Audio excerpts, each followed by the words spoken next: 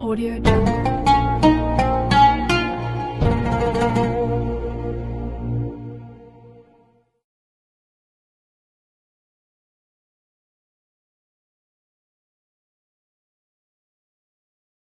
Bismillahirrahmanirrahim. Assalamualaikum warahmatullahi wabarakatuh. Alhamdulillah wassalatu wassalamu ala asrafil anbiya'i wal mursalin Sayyidina wa habibina wa maulana Muhammadin wa ala alihi wa sahbihi wa man tabi'ahum bi ihsanin ila yaumiddin, amma ba'd. Fa istaqal hadis kitabullah wa khairal hadi hadi Muhammadin sallallahu alaihi wasallam wa syarrul umuri muhdatsatuha wa kullu bid'atin dhalalah wa kullu dhalalatin finnar. Allahumma anfa'na bima 'allamtana wa 'allimna alladhi yanfa'una wa zidna ilma. Allahumma inni a'udzu bika an adhilla wa udalla wa azilla wa zalla wa adlima wa udlama aw ajhala ayyujahala alayya wa sallallahu ala sayyidina Muhammad. Alhamdulillahi rabbil alamin. Ikhwatad din, hafizakumullah, mitra muslim yang semoga Allah selalu menjaga kita, memberi berkah, rahmat, hidayah, bimbingan kepada kita terus menerus, keselamatan dunia akhirat, amin ya rabbal alamin. Alhamdulillah, pertama mari kita panjatkan rasa syukur kepada Allah dengan lisan tak berhenti, tak kering, untuk selalu berzikir, mengucapkan rasa syukur kita kepadanya dengan mengucapkan kalimat terindah sebagai wujud syukur kepadanya, itu alhamdulillahi rabbil alamin. Yang kedua tentu salam, salawat terus kita persembahkan kepada manusia terbaik, pemilik pribadi yang sempurna, teladan abadi bagi kita, Rasulullah Muhammad sallallahu alaihi wasallam. Dengan ucapan terbaik pula, Allahumma shalli ala sayyidina Muhammad wa ala ali sayyidina Muhammad. Semoga salam salawat yang kita ucapkan kelak bisa menjadi syafaat bagi kita di hari akhir, amin ya rabbal alamin. Mitra muslim, hafizakumullah, pagi hari ini kita ingin membahas sesuatu yang sangat viral, sangat populer, itu kan ya. Kalau beberapa waktu yang lalu kita bahas tentang judol, ya kan, maka yang beriringan dengan judol ini adalah pinjol, lebih kepada aspek hutang nanti yang akan kita bahas. Ayat ini bisa jadi sudah pernah ya kita sampaikan, tetapi reminder bagi kita, dan ayat yang memotivasi kita terkait dengan masalah hutang piutang ini sungguh sangat amazing, mitra muslim, hafizakumullah, sangat sungguh luar biasa. Begitu luar biasanya perhatian Al-Quran, perhatian Allah di sini, perhatian Islam terhadap pinjol atau hutang piutang.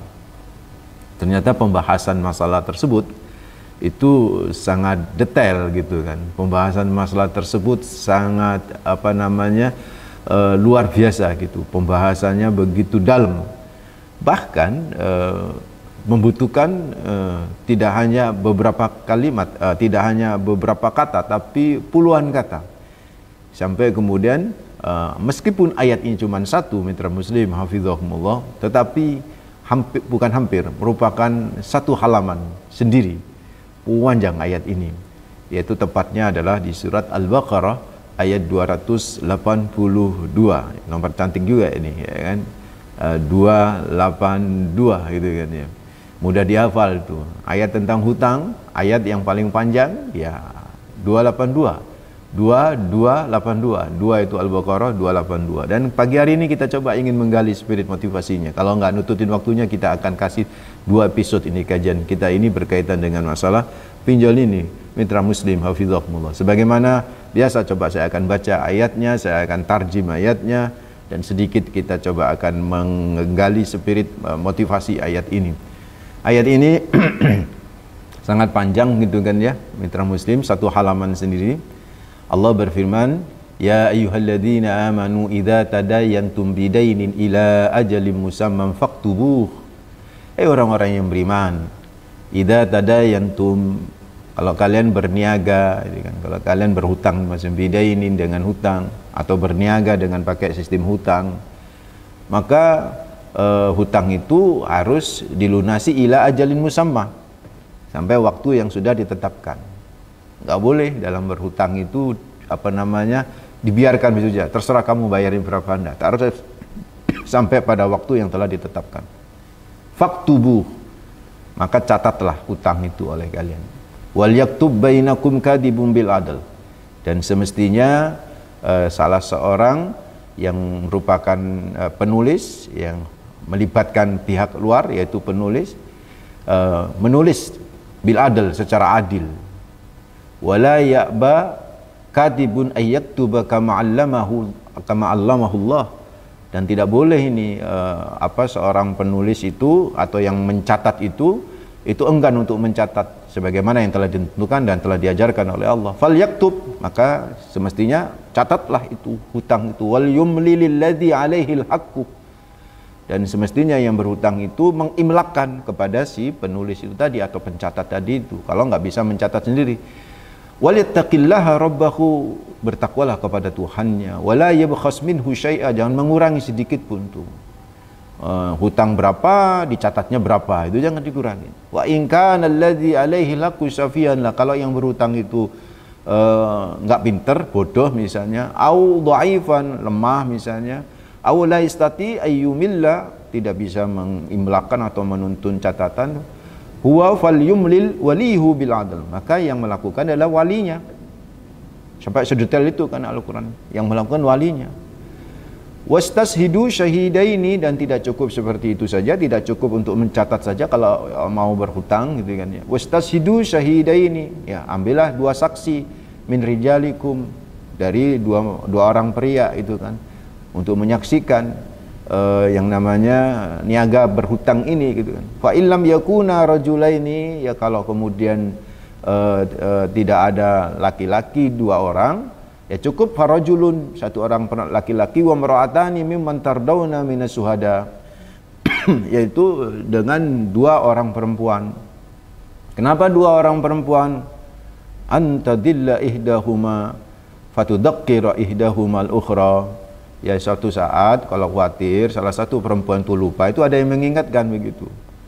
Wala ya'bas syuhada'u idza ma'du, dan tidak boleh itu para saksi itu kemudian enggan untuk datang kalau diundang bersaksi, kalau sudah menyanggupi untuk bisa bersaksi. Wala tas'amu, dan kalian yang berhutang jangan jemu-jemu, jangan bosan-bosan, antak tubuhu saghiran aw kabiran ila ajalih, untuk mencatat hutang itu, baik hutang itu sedikit maupun hutang itu besar. Kadang kita ngeremehin gitu kan ya, alah hutang sedikit, apa pakai dicatat kan begitu tuh kan ya. Akhirnya lewat begitu saja. Dzalikum aqsatu indallah, dan itu lebih adil di sisi Allah Rabbul Alamin. Wa aqwamu lis-syahadah, dan memperkuat persaksian. Karena dengan adanya catat itu memperkuat persaksian gitu kan. Artinya saksi-saksi itu kalau ada catatan akan lebih enak begitu. Wa adna alla tartabu, dan supaya kalian tidak merasa ragu, illa an takuna tijaratan hadiratan tudirunaha bainakum falaysa alaikum junahun alla taktubuha, maka tetap catatlah, kecuali kalau perdagangan perniagaan itu tunai, tidak pakai hutang piutang, maka alla taktubuha, falaysa alaikum junahun alla taktubuha, enggak dosa tidak mencatatnya. Wa ashidu idza tabayatum, maka ambillah saksi kalau terjadi jual beli. Wala yudara katibun wala syahid, janganlah saksi sama pencatat itu saling memberikan sesuatu bahaya atau sesuatu yang tidak benar. Wa in taf'alu fa innahu fusukum bikum, kalau terjadi seperti itu, saling mencela kemudian saling menjegal antara saksi sama pencatatan itu, pencatatannya kayak notaris lah dalam bahasa kita sekarang, maka fa innahu fusukum bikum, itu adalah perbuatan fasik bagi kalian. Wattaqullah, maka bertakwalah kalian kepada Allah. Wa yu'allimukumullah, dan Allah mengajarkan kepada kalian ilmu. Wallahu bikulli syai'in alim, dan Allah itu terhadap segala sesuatu pasti mengetahui. Demikian saudaraku ikhwatadina fidhum, panjang kan kurang lebih satu ayat ini satu halaman sendiri dalam Al-Quran. Nah ini sungguh sangat luar biasa yang bisa kita coba gali sedikit dulu sebelum kita jeda dengan pariwara ya. Mitra muslim hafizahumullah, ayat ini begitu panjang dan banyak ulama memberikan komentar yang luar biasa terhadap ayat ini. Ayat ini adalah salah satu, kata para ulama, adalah bukan salah satu, ini adalah ayat yang terpanjang di dalam Al-Quran. Yang saya katakan tadi di awal itu satu halaman sendiri. Yang kedua yang bisa kita coba gali spiritnya, ayat ini memberikan kesan bahwa boleh hukumnya menjaga harta kita agar tidak hilang sia-sia. Karena di ayat ini kan ada perintah untuk mencatat hutang itu. Supaya apa? Ya duit kita balik gitu loh.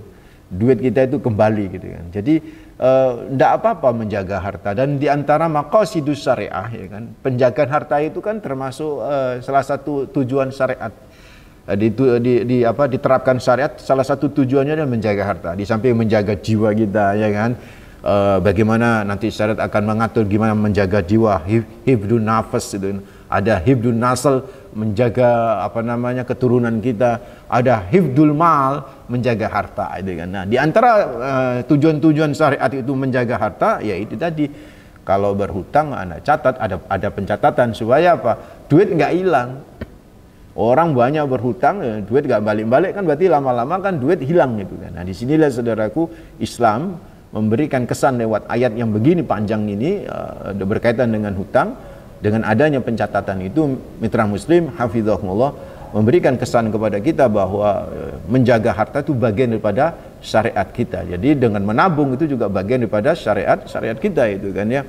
Kemudian yang ketiga ini, mitra muslim hafizahumullah, apa yang bisa kita ambil dari ayat ini? Dari ayat ini dapat kita gali spirit motivasinya, anjuran, bahkan ada yang menyatakan wajib mencatat hutang dan melibatkan pihak ketiga, yaitu notaris. Kalau bahasa kita begitu, Bang Abdul Qahar. Jadi ada yang menyatakan ini anjuran itu sunnah. Jadi faktubuhu, maka catatlah itu meskipun itu perintah. Ada yang menyatakan itu adalah sekedar sunnah saja itu. Tapi ada yang menyatakan faktubu, catatlah, makanya catat ya wajib itu saudara.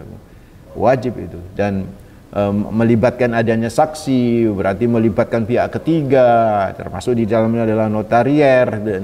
Ini bagian daripada kewajiban gitu kan. Dan ini bisa jadi dalil bagi para teman-teman kita yang berprofesi sebagai notaris itu.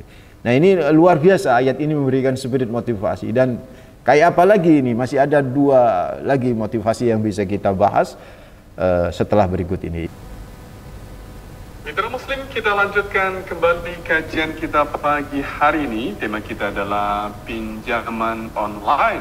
Ya, hutang antara gaya hidup dan solusi hidup. Kita sudah mengupas satu ayat yang membahas tentang hutang, dan rupanya ayat ini adalah ayat yang terpanjang di dalam Al-Quran.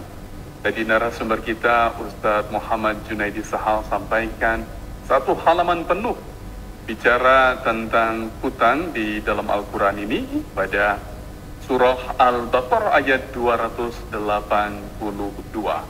Sebagian tentang prinsip-prinsip dalam berhutang sudah disampaikan, dan rasanya masih cukup panjang pembahasan kita ya. Belum lagi kita bicara tentang bagaimana sih sebenarnya adab yang harus dijunjung tinggi ketika ada muamalah hutang piutang ya di antara sesama muslim. Oke. Ustaz, apalagi nih prinsip-prinsip yang perlu dipahami, diperhatikan, termasuk juga adab baik yang berhutang maupun yang memberikan hutang. Ustaz? Baik. Masih ada dua hal yang ingin saya sampaikan terlebih dahulu sebelum masuk kepada adab-adab itu, terkait dengan ayat yang begitu panjang ini, yang luar biasa amazingnya. Jadi yang tadi sudah saya bahas itu, yang berikutnya ini, perintah ini kan secara redaksional ditujukan kepada orang yang beriman. Ya ayyuhalladzina amanu idza tadayantum bidainin. Kan di situ disebutkan, hai orang-orang yang beriman, idza tadayantum bidainin ila ajalin musamma faktubuh. Ayat ini secara redaksional memang ditujukan kepada orang beriman secara umum. Tetapi yang dimaksud adalah mereka yang melakukan transaksi hutang. Dan transaksi hutang. Bahkan secara khusus, ini kata ulama-ulama pakar tafsir, secara khusus ayat ini yang secara khusus yang diperintah untuk mencatat itu adalah yang berhutang. Mungkin kita bertanya-tanya, terus yang piutang, yang menghutangi, apa enggak disuruh bercatat? Tidak secara khusus sama Allah. Justru ayat ini dari awal tadi, Pak, Ibu, mitra muslim, kalau jenengan ngikutin dari awal ngaji kita ini, dari mulai awal ayat ya ayyuhalladzina amanu idza tadayantum bidainin ila ajalin musamman, seterusnya itu faktubuhu, maka catatlah Jadi perintah mencatat itu justru khususnya kata para ulama, di antaranya Pak Wahbah Az-Zuhaili dan sebagainya, itu menyatakan bahwa yang dimaksud di situ adalah yang mencatat adalah orang yang berhutang. Nah, apa hikmahnya? Kenapa yang disuruh mencatat adalah orang yang berhutang, bukan orang yang menghutangi? Ya, ini ada di antaranya menyatakan begini. Ya, pertama supaya biasanya yang kalau yang mencatat itu yang menghutangi, terus yang berhutang nggak mencatat, itu biasanya yang berhutang itu nanti bisa, wah aku nggak pinjam segitu kan begitu. Padahal catatan yang menghutangi ada sekian. Ya kata Allah, ya udah dah, yang mencatat bukan yang menghutangi, tapi yang berhutang. Jadi punya tanggung jawab. Gitu. Dan ketika dia yang berhutang mencatat, dia tahu kan, oh ya saya berhutang sekian, saya berhutang sekian. Seperti itu ya, sedetail itu ya Al-Qur'annya, Masya Allah luar biasa. Makanya Al-Quran itu minal mukjizat, itu adalah sebagai daripada mukjizat yang diturunkan oleh Allah kepada Rasulullah Muhammad SAW. Itu. Dan yang terakhir ini sebelum nanti kita masuk kepada sesi tentang adab-adabnya itu, di samping ada anjuran mencatat, perhatikan mitra muslim, juga ada anjuran menentukan batas pelunasan. Bidainin ila ajalin musamma, faktubu, ini dimaksudkan agar ada keseriusan. Kenapa disebut oleh Allah ila ajalin musamma? Ayo nek berhutang, itu hutang itu harus ada batas nyaurnya, gitu maksudnya Allah itu. Ila ajalin musamma, harus jelas batasnya.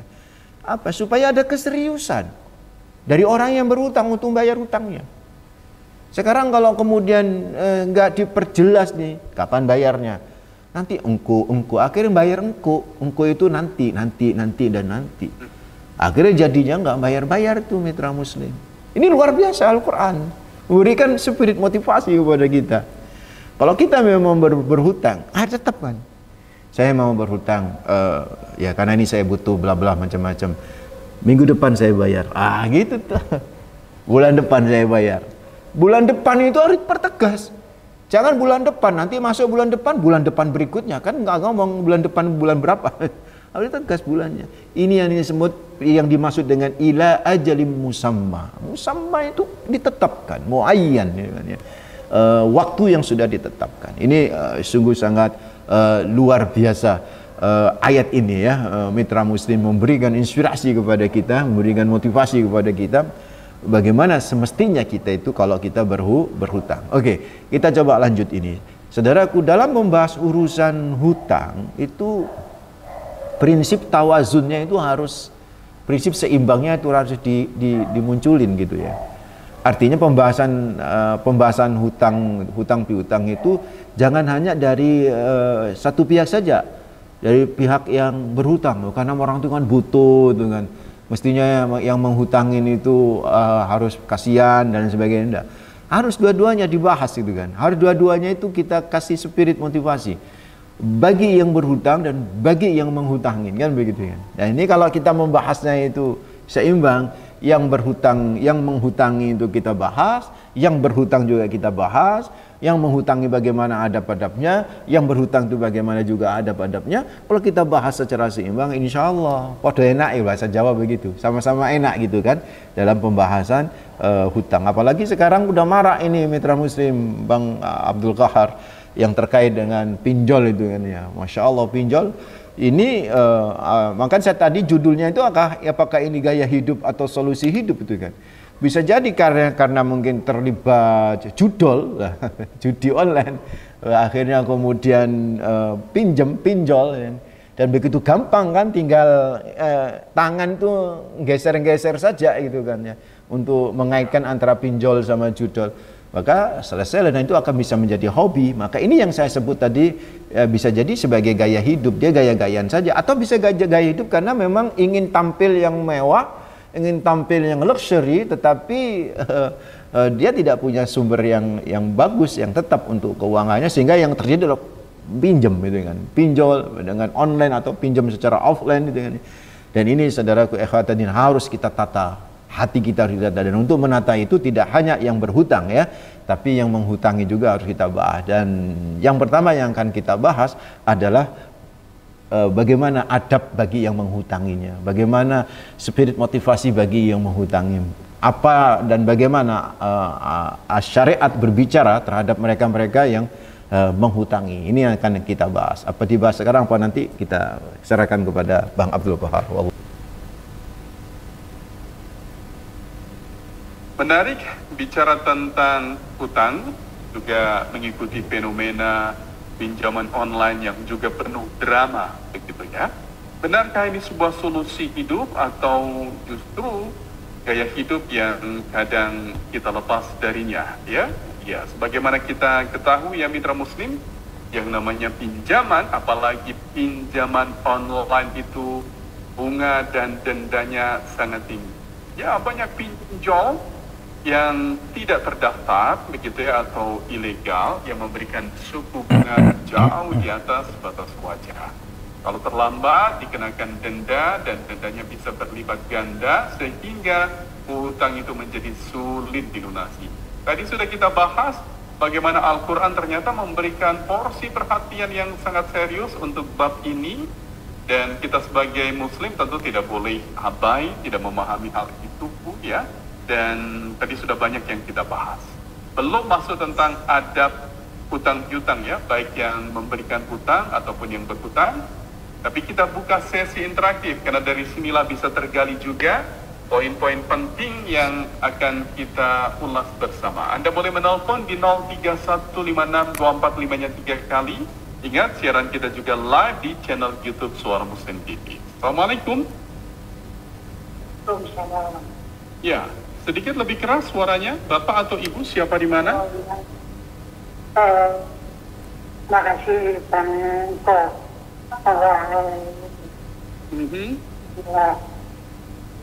kami mau tanya dari Pak Slamet, Surabaya. Pak Slamet di Surabaya. Baik, silakan Pak Slamet. Assalamualaikum Ustaz Jun. Waalaikumsalam warahmatullahi Pak Slamet. Oh, ya. Putus. Kirim salam saja untuk Ustadz Jun ini ya. Pak Slamet silakan, nanti kalau ada kesempatan disambung kembali ya. Assalamualaikum. Assalamualaikum warahmatullahi wabarakatuh. Ahlan wa sahlan. Ustadz Junaidi Sahar. Ahlan bikum, ahlan bikum. Sehat semuanya ya. Amin. Bapak siapa di mana ini? Pak Nanang di Surabaya. Pak Nanang di Surabaya. Silakan Pak Nanang. Terima kasih kesempatan yang diberikan pada saya. Ya. Untuk masalah pinjol ini ya, Mas Kohar ya. Ini memang yang jadi pertanyaan, sebenarnya siapa yang dirugikan? Negara nggak rugi, oligarki pun nggak rugi. Sumber keuangan ini dari mana hasilnya? Sehingga membuat rakyat sengsara. Mestinya kalau rakyat sengsara, itu tugas negara yang memelihara rakyat sehingga sejahtera. Jadi bukan dijebak dengan cara-cara oligarki seperti ini. Tapi kalau sudah terjadi seperti ini di negara Republik Maling Indonesia, ya, itu ada solusi bagi saya. Pertama, kalau orang sudah terjerat debt itu, hadapi debt collector dan cara yang santun. Tidak usah takut. Karena jika posisinya orang kepepet, orang seperti ini, jangan terus minum balik gontokan. Wah, itu kan enggak menyelesaikan masalah, rugi dia. Orang nggak ada yang dirugikan kok dengan sumber keuangan tersebut. Jadi kasihan mereka itu, jangan takut menghadapi debt collector. Saya juga bukan kasih contoh jelek ya, tapi kalau orang sudah kepepet, apa lagi? Jadi solusi seperti ini sebenarnya pekerjaan kita bersama. Bagaimana memberikan penyadaran bahwa judi juga haram.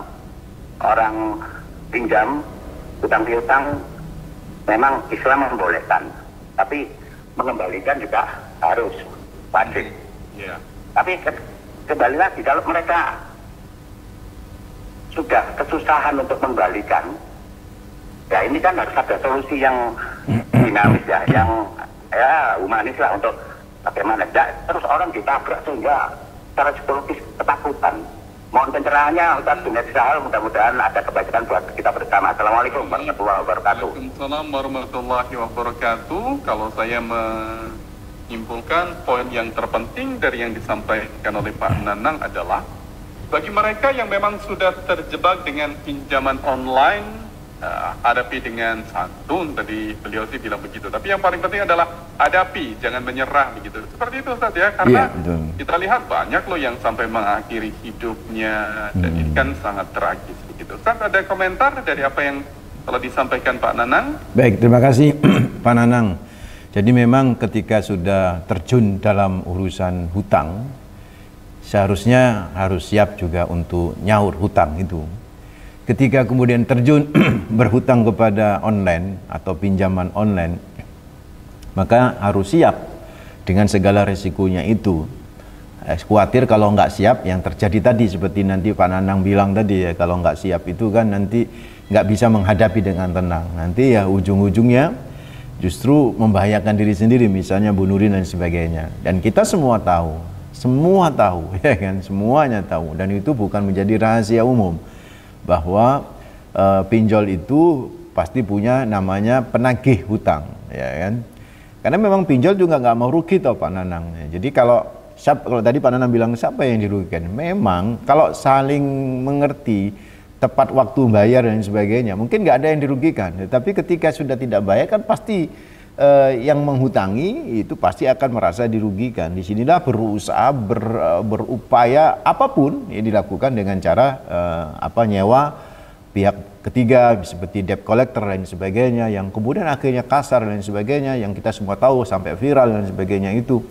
Maka tentunya itu yang harus mulai sekarang. Justru ini saya tampilkan ini, kajian ini Pak Nanang Mitra Muslim hafizahumullah, supaya teman-teman mitra muslim mulai sekarang harus mikir gitu kan, apakah pinjol itu menjadi solusi atau sekedar sebagai gaya hidup yang karena hobinya pinjem saja, karena ternyata kalau pinjem sama temen ya nanti banyak pertanyaan, kalau pinjol bisa jadi cepat misalnya itu kan ya. Maka ya mulai sekarang ya harus dipikir lagi gitu kan. Apalagi tadi Pak Nanang udah cerita ya, sebagaimana ada debt collector yang maksa-maksa itu kan ya. Nah, masalah apakah harus humanis nanti akan kita bahas, karena itu pada sisi bagaimana berkaitan dengan orang yang menghutanginya. Kurang lebih begitu komentar saya terhadap Pak Nanang. Terima kasih Pak Nanang. Baik ya, terima kasih Pak Nanang ya, dan kita temui penelpon berikutnya. Assalamualaikum. Waalaikumsalam warahmatullahi wabarakatuh. Pak Sodikun ya, ada di Krian, silakan. Waalaikumsalam. Assalamualaikum warahmatullahi Pak Sodikun. Sebenarnya masalah dan kehidupan itu hanya solusinya takwa. Bagus. Kalau ayat ini kita bahas, pertama kan yang ditujukan pada orang yang beriman.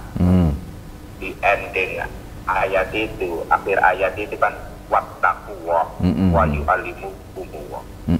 Itu kan ada penjelasan, berarti orang beriman itu harus bertakwa kepada Allah.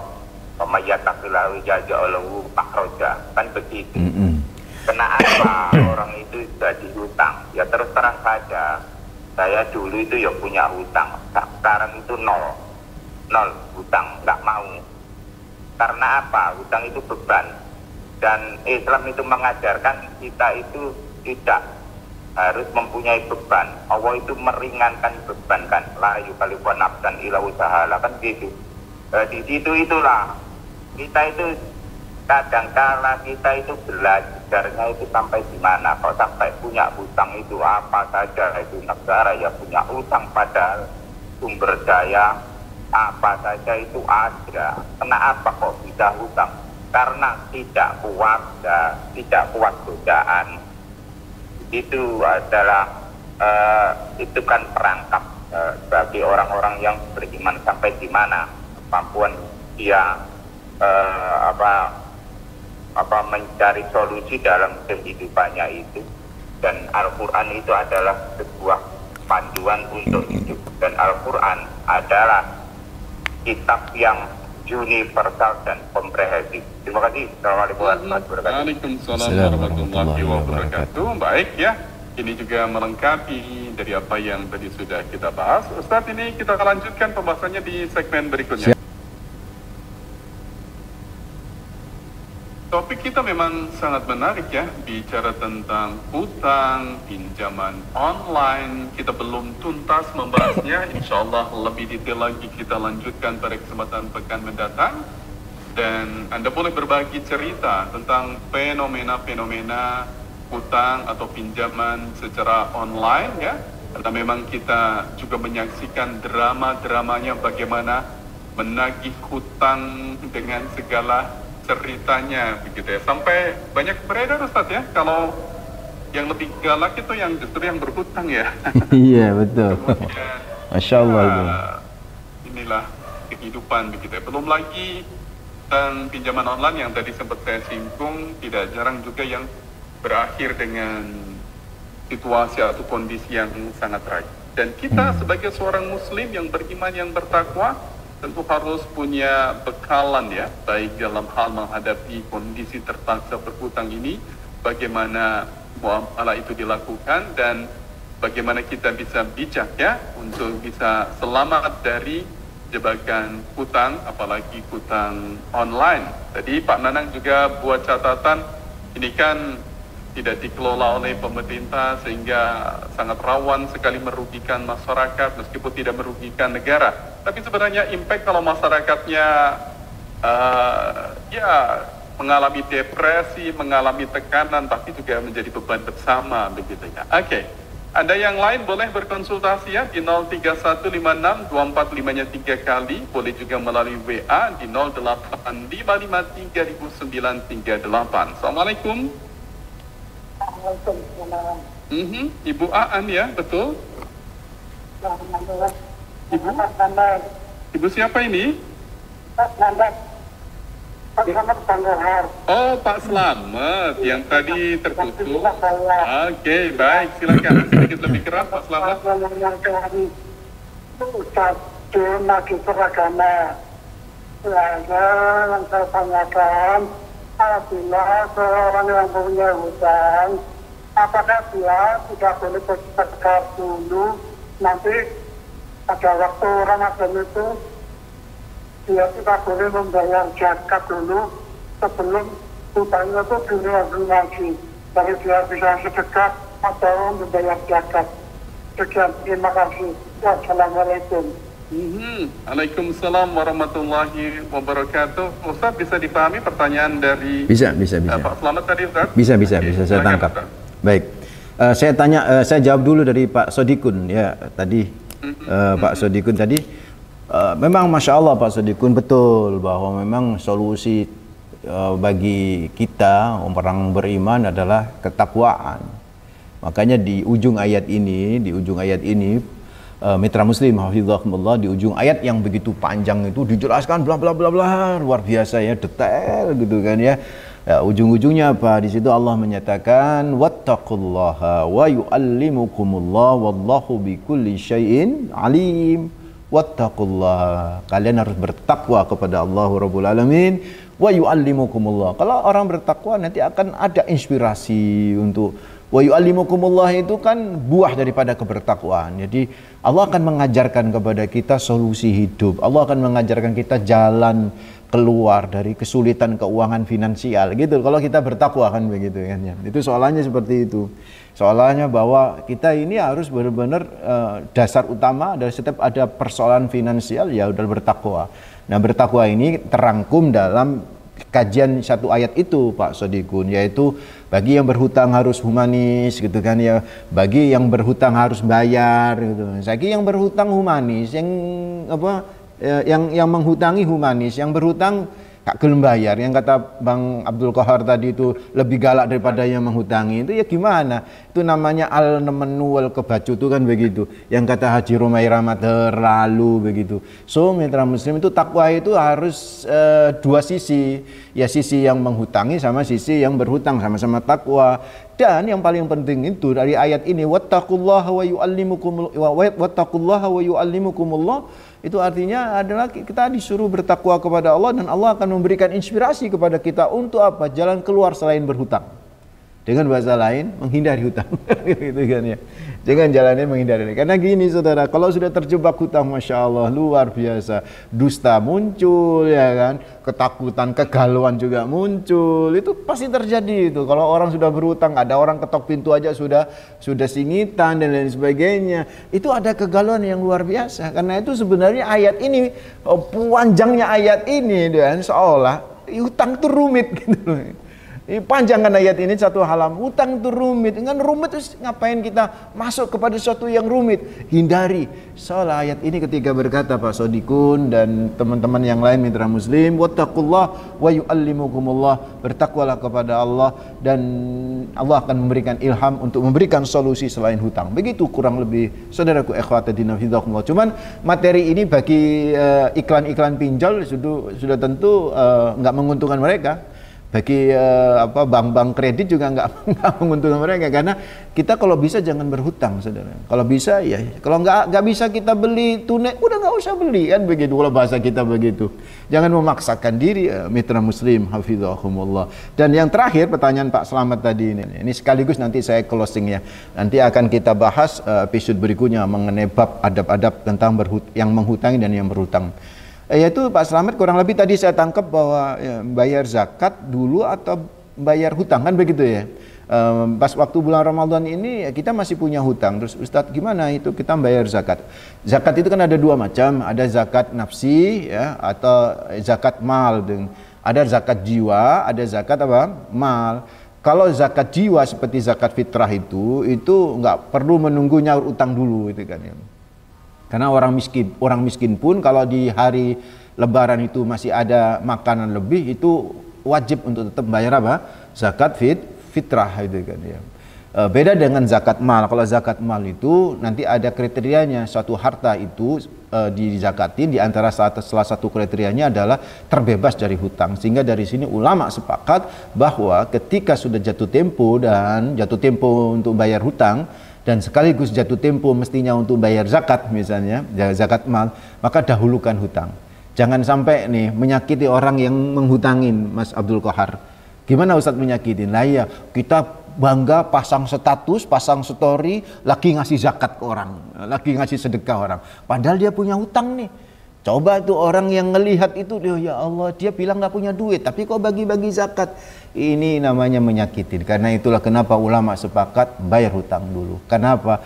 Bayar hutang itu lebih mulia, saudaraku, daripada bayar zakat. Kalau dia dalam kondisi punya hutang itu, mitra muslim, hafizahumullah. So, mitra muslim, hafizahumullah, ayat ini memberikan sebuah inspirasi bagi kita. Ayat ini memberikan sebuah sebuah komitmen kepada kita bahwa solusi itu ya memang hutang itu bisa menjadi solusi dalam mengatasi kebutuhan finansial kita yang sangat mendesak. Tetapi kalau kita mau bertakwa kepada Allah Rabbul Alamin, wa yu'allimukumullah, pasti ada nih solusi yang lain yang Allah akan berikan tanpa melalui hutang.